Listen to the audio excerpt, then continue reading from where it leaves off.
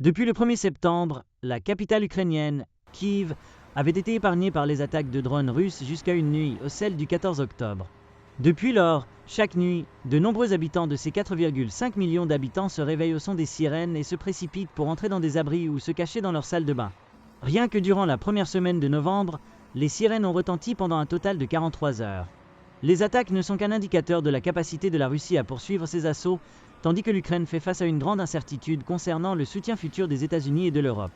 Les villes de Kharkiv, Zaporizhia et Odessa ont été confrontées à des attaques fréquentes de drones et de roquettes ces dernières semaines, dans ce qui semble être un effort renouvelé de la Russie pour briser la détermination des civils ukrainiens. Samedi soir, la défense aérienne ukrainienne a intercepté un record de 145 drones Shahed lancés par la Russie. L'intensification des attaques sur les villes survient alors que les forces russes continuent d'avancer dans le Donetsk, tandis que les unités ukrainiennes souffrent d'un manque de troupes et sont de plus en plus étendues le long d'un large front.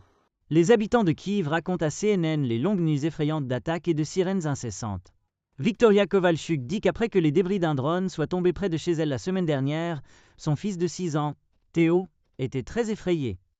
Il était dans un état d'anxiété constante. Nous avons couru pour nous cacher dans la salle de bain ou ailleurs. Chaque fois que nous entendons les sirènes, dit-elle, je ne me souviens pas de la dernière fois où nous avons eu une nuit de sommeil complète. Seules les sirènes d'alarme sont dévastatrices.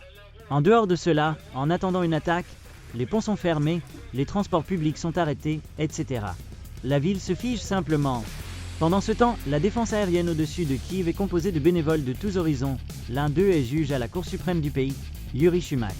De plus, les unités de défense territoriale comprennent des députés, un chanteur d'opéra ou même un présentateur de télévision. Les attaques de drones sont calculées pour instiller la peur plutôt que de causer des pertes massives. Mais même ces dernières n'ont pas été absentes. Pendant ce temps, les attaques incessantes semblent éroder le moral des Ukrainiens. L'Institut international de sociologie à Kiev interroge régulièrement les gens sur la question de savoir si l'Ukraine doit continuer à se battre aussi longtemps que nécessaire.